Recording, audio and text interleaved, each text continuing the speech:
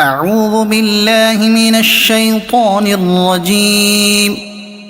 بسم الله الرحمن الرحيم. عما يتساءلون عن النبأ العظيم الذي هم فيه مختلفون. كلا سيعلمون ثم كلا سيعلمون.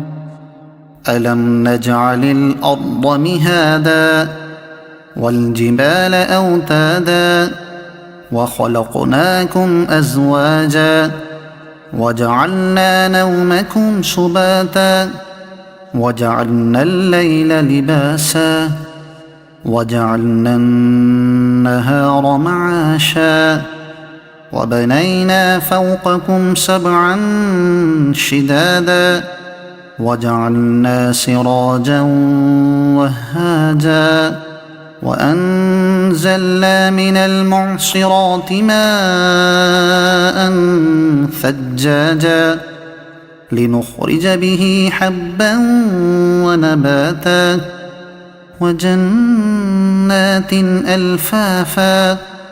إن يوم الفصل كان ميقاتا. يوم ينفخ في الصور فتأتون أفواجا وفتحت السماء فكانت أبوابا وسيرت الجبال فكانت سرابا. إن جهنم كانت مرصادا للطاغين مآبا لابثين فيها أحقابا.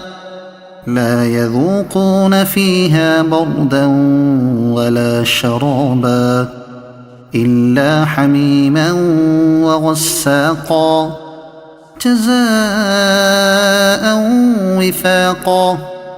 إنهم كانوا لا يرجون حسابا وكذبوا بآياتنا كذابا وكل شيء أحصيناه كتابا. فذوقوا فلن نزيدكم إلا عذابا. إن للمتقين مفازا حدائق وأعنابا وكواعب أترابا وكأسا دهاقا. لا يسمعون فيها لغوا ولا كذابا جزاء من ربك عطاء حسابا. رب السماوات والأرض وما بينهما الرحمن لا يملكون منه خطابا. يوم يقوم الروح والملائكة صفا لا يتكلمون إلا من أذن له الرحمن وقال صوابا. ذلك اليوم الحق فمن شاء اتخذ إلى ربه مآبا. إنا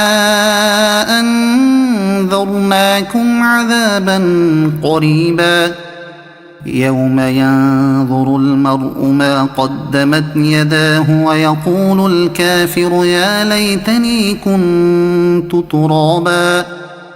صدق الله العظيم.